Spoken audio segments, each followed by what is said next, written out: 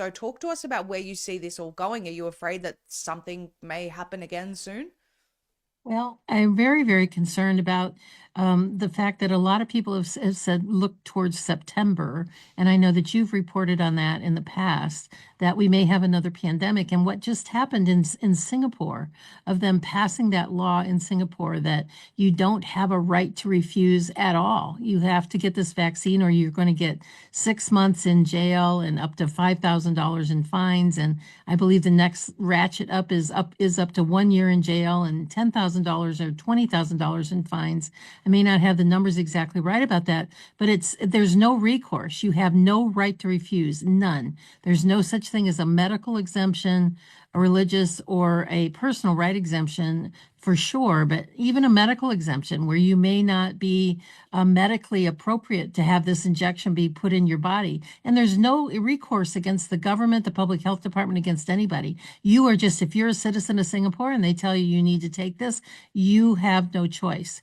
And my concern is that that started right after Klaus Schwab and Bill Gates had made a visit to Singapore, and Yes. then it was quietly passed after that.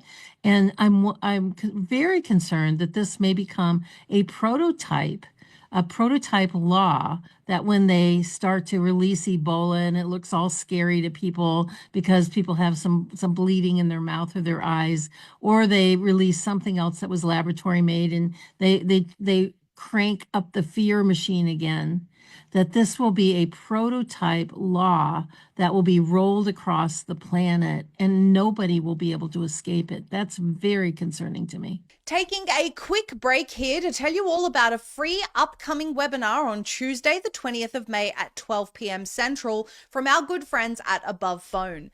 This free webinar will help to remove the fear and confusion surrounding wireless radiation and give you practical, stress-free steps to improve your well-being.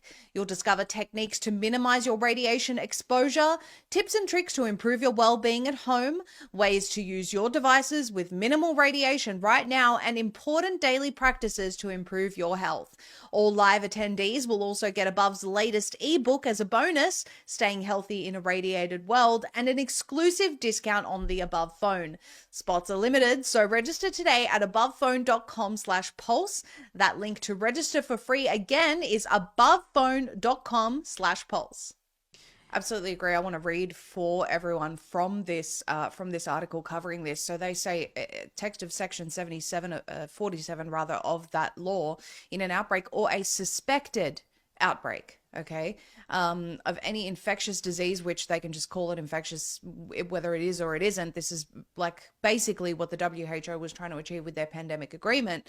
They say that again, there's the public safety, and they go on to say that any person guilty of an offence under this act for which no penalty is expressly provided shall be, for the case of their first offence, liable to a conviction on conviction to a fine rather not exceeding 10,000 or to imprisonment for a term not exceeding 6 months or to both, and second or subsequent offence liable on conviction to a fine not exceeding 20,000 or to imprisonment for a term not exceeding 12 months or to both.